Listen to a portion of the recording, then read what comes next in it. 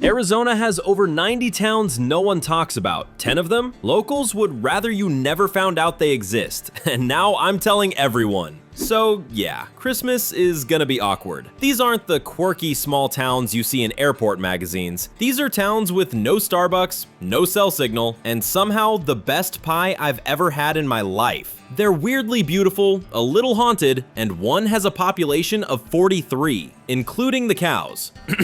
Here's the deal. One town bans chain stores entirely, another still has gold buried under it, and one has a UFO hotline that actually gets calls. This isn't surface level. This is the kind of stuff you'll tell your smartest friend, and they won't believe you. Think you've seen Arizona? You haven't. And trust me, what's coming at number 2 might actually be illegal. Choosing the wrong hidden gem could cost you peace, gas money, or your grip on reality. Hit like if you've ever wanted to vanish. Subscribe if you think Google Maps lies. Let's break it down.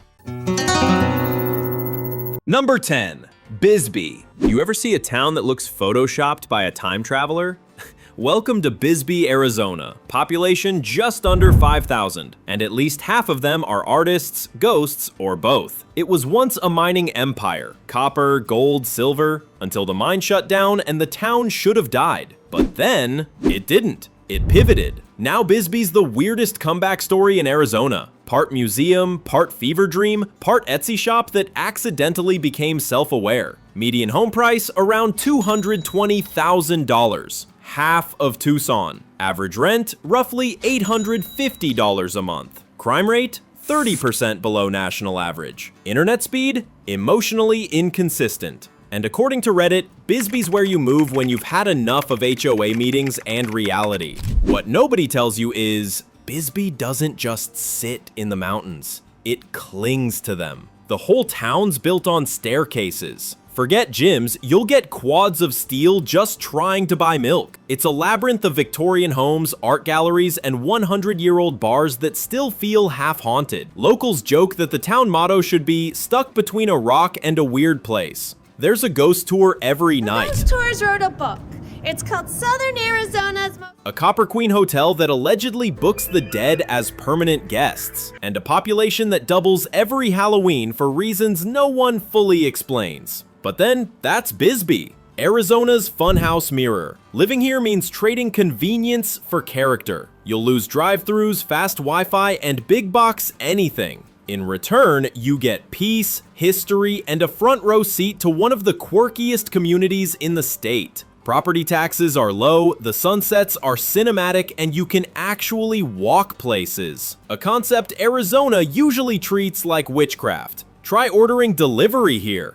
The driver's GPS gives up halfway up the hill and just sends you a text. Good luck! Oh, and if you drive a stick shift, you'll master hill starts or die trying. Bisbee is where clutches go to meet Jesus. Picture it. Crisp mountain air, the smell of copper dust and coffee, murals on brick walls, and the sound of someone playing jazz from a balcony that shouldn't structurally exist. You're sipping cheap wine, watching the town glow orange at sunset, wondering if you just found the last place in Arizona that still feels real. And if you think Bisbee's strange, wait till you see the next town. They don't just embrace weird, they built an economy out of it.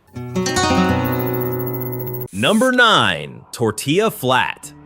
Tortilla Flat isn't a town so much as a dare. Population, 6. That's not a typo, it's literally 6 people, a saloon, a general store, and a row of dollar bills stapled to the walls like wallpaper. Originally built as a stage stop for gold miners, it somehow refused to vanish. It's the last surviving stop on the legendary Apache Trail, and every weekend, bikers, campers, and curious day trippers flood in like it's Vegas, but with more denim and fewer life choices. Here's the breakdown. Median home price? Non-existent. There aren't any listings. Rent? If you find a room, you've probably been adopted. Closest grocery store? 25 miles away in Apache Junction. Crime rate? 0, unless you count tourists feeding donkeys illegal snacks. Cell signal? Depends which cactus you're standing next to. What nobody tells you is, Tortilla Flat thrives on illusion. The Wild West facades? They're real buildings, just recycled from a movie set. And yet,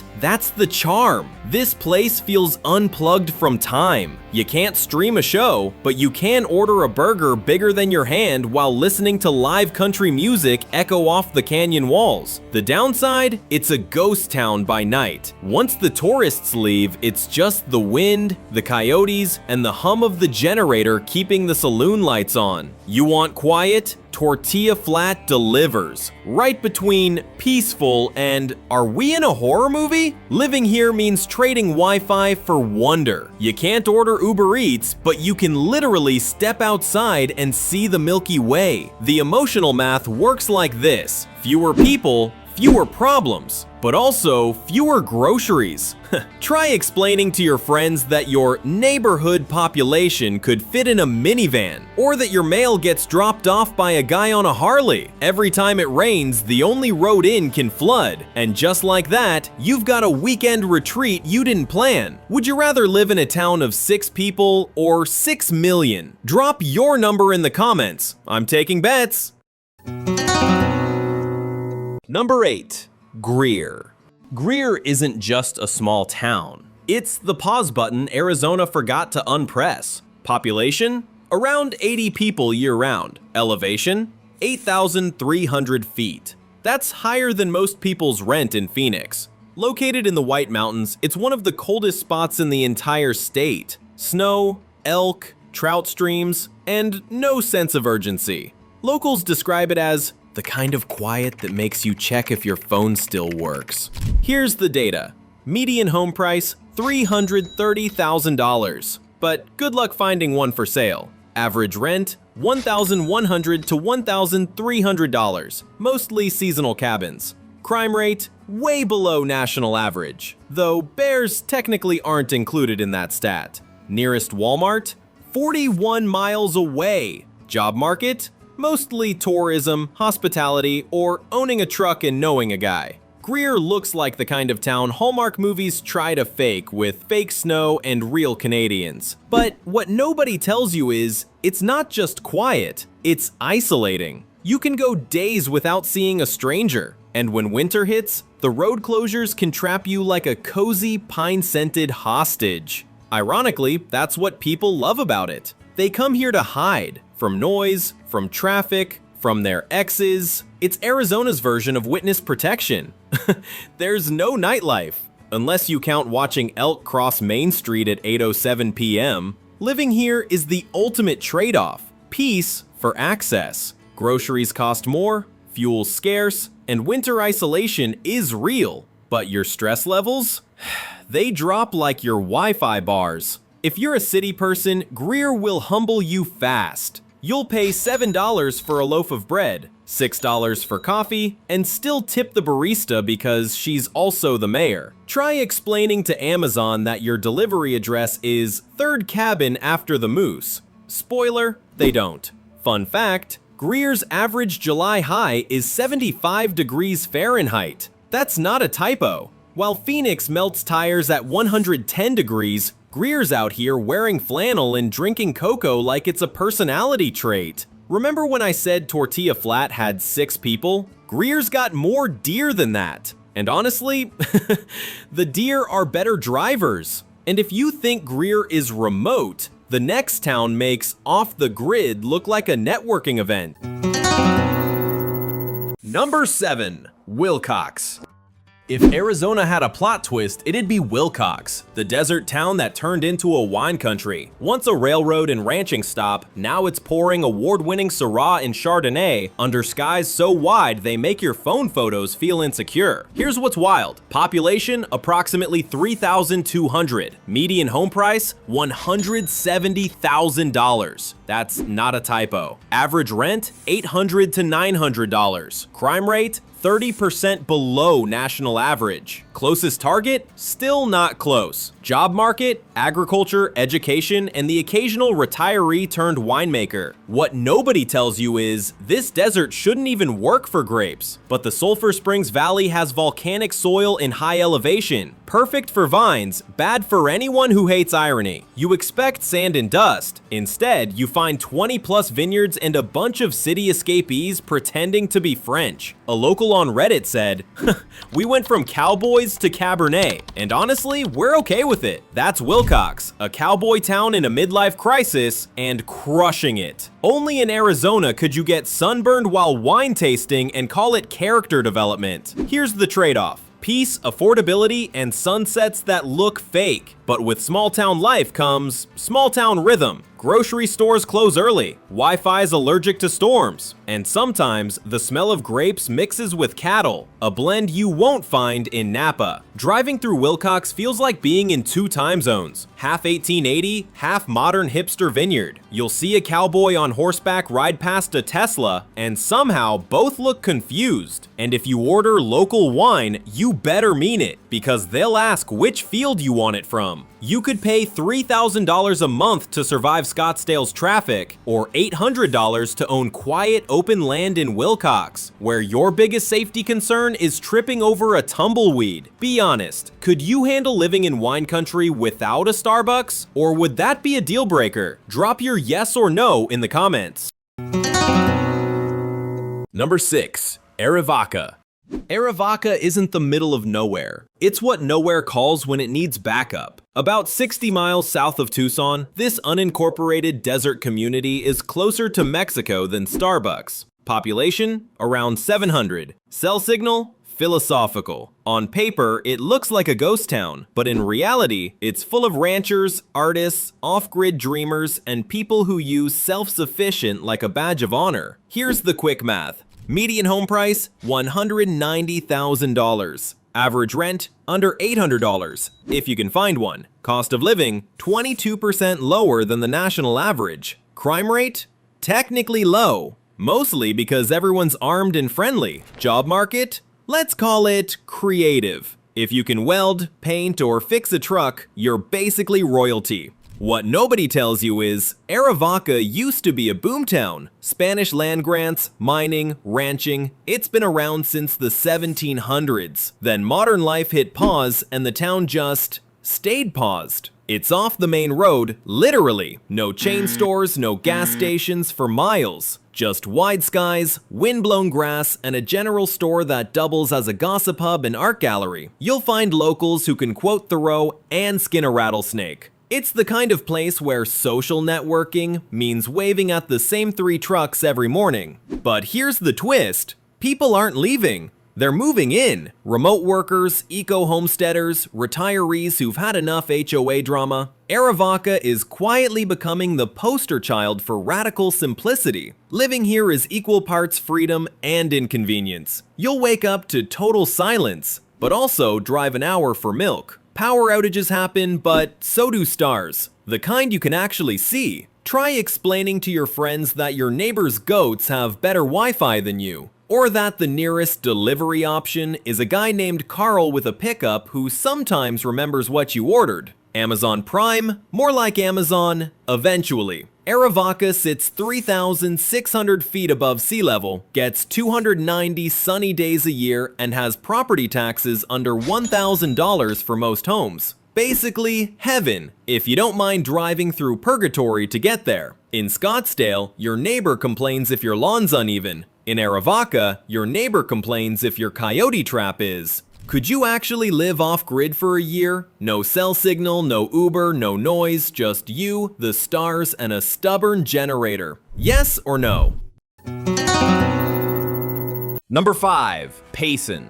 Payson isn't the Arizona most people picture. No cacti, no stucco sprawl, no desert heat waves. This is the green heart of the state, a mountain town sitting at 5,000 feet elevation, surrounded by the Tonto National Forest. Locals call it Rim Country because it sits right on the Mogollon Rim, a 200-mile cliff that looks like it was drawn by a geologist having an existential crisis. It's known for elk sightings, fishing holes, rodeos, and retirees who say, I came for the views and stayed for the mild arthritis. Quick stats. Population approximately 16,000. Median home price $370,000. Average rent $1,200 to $1,400. Crime rate 20% below national average. Commute time irrelevant. Everything's 10 minutes away unless there's a bear. What nobody tells you is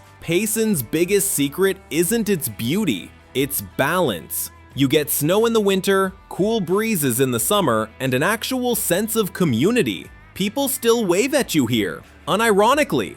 But it's not all mountain serenity and pine-scented peace. Housing prices are creeping up. The job market's thin, and if you're under 35, you'll run out of dating options faster than gas in a side-by-side. One local on Reddit put it perfectly. Payson's amazing if your hobbies include hiking, fishing, or pretending you don't miss DoorDash. You can't swipe right on anyone who lives within cell range of a bear. Living here means trading nightlife for starlight. You'll lose fast food variety, but gain peace and fresh air that doesn't smell like brake dust. But there's one catch: the mountain roads. Every weekend, half of Phoenix tries to escape the city, and the other half blocks the highway doing it. Try driving through town on a Saturday. You'll see lifted trucks, lost tourists, and one guy towing a boat uphill in January, just to make sure it still works. And don't even ask about winter drivers. Half think they're in an ice rally. The other half panic brake like they're defusing a bomb. Picture yourself waking up to fog rolling through pine trees. You step outside, coffee in hand, and the air's so clean it feels illegal. No car alarms, no sirens, just birds and the sound of your neighbor starting a chainsaw peacefully. In Phoenix, 110 degrees melts your will to live. In Payson, 75 degrees is considered a little warm. Same state, different planet. Remember Arivaca's off-grid freedom? Payson's what happens when someone adds plumbing and a Home Depot. And if you think Payson's got that perfect small-town balance, the next one bends the rules completely. It's so small, even the mountains have opinions. Number 4. Gisela. Blink and you'll miss it. No, seriously, Gisela, Arizona is the kind of place where your GPS says arrived before you've seen a single building. Population? Roughly 500 people, depending on who's in town and how many dogs are counted as citizens. Located about 15 miles south of Payson, Gisela sits in a quiet valley where everyone knows everyone and every rumor knows everyone else. It's a ranching community with a touch of mystery. Tonto Creek runs right through it, and the air smells like pine, dust, and nostalgia. Quick stats: median home price $250,000. Average rent $1,000. If you can find one, good luck. Cost of living 18% below US average. Crime rate? So low it's suspicious. Job market: ranch work, trades, remote jobs, or retired but pretending to stay busy. Gisela isn't famous for anything big. It's famous for staying small. No strip malls, no traffic lights, no chain stores. The only rush hour here is when someone's cows escape. But what nobody tells you is that Gisela is one of the last places in Arizona that feels completely unbranded. It's authentic without trying. No curated tourist traps, no old town sections built in 2019. Just a handful of old ranch homes, a tight-knit community, and one local legend about gold still buried near the creek. Life here runs on its own time zone. Call it Arizona Mountain Slow. It's beautiful, peaceful, and cheap to live in, but you'll trade convenience for quiet. The grocery store's in Payson, the hospital's an hour away, and cell service comes and goes like a moody ex. Gisela has that weird energy where you don't see another car for an hour, but the second you pull over to pee, 3 trucks pass by like it's a parade. And forget about food delivery. You want pizza?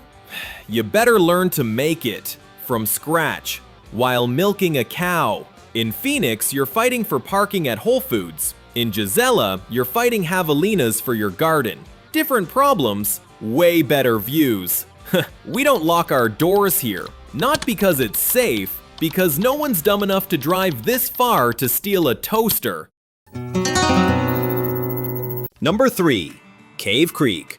Cave Creek isn't just a town. It's a personality test. Part cowboy, part artist colony, part I moved here to get away from people, but now I sell them turquoise jewelry. Just 30 miles north of Phoenix, it feels like another planet. Here, people ride horses to breakfast, keep goats as lawnmowers, and use words like frontier aesthetic, without irony.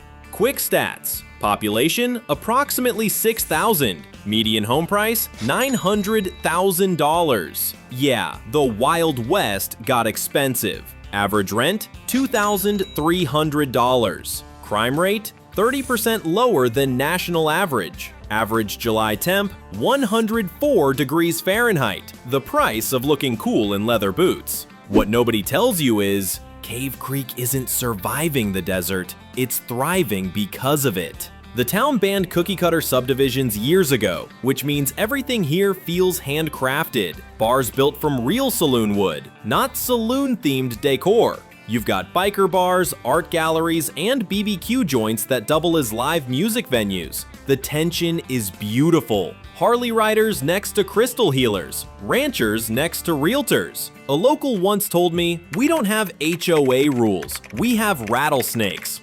They enforce themselves. That's the most Arizona sentence I've ever heard. But here's the kicker. The people who move here to escape the city, they end up becoming the city. The more they build, the more the desert pushes back. Cave Creek offers freedom, but it comes with dust in your lungs and coyotes in your trash. You'll fall asleep to live country music echoing through the canyon, then wake up to your neighbor hammering a deck at sunrise because it's finally below 90. Driving here is its own rodeo. Pickup trucks the size of yachts, horses crossing at random, and that one guy who thinks his dune buggy has diplomatic immunity. Everyone waves, but you can't tell if it's friendly or just a warning that the road ahead turns into gravel and existential crisis. Cave Creek's elevation, 2,100 feet. Average household income, $125,000. Number of chain restaurants downtown,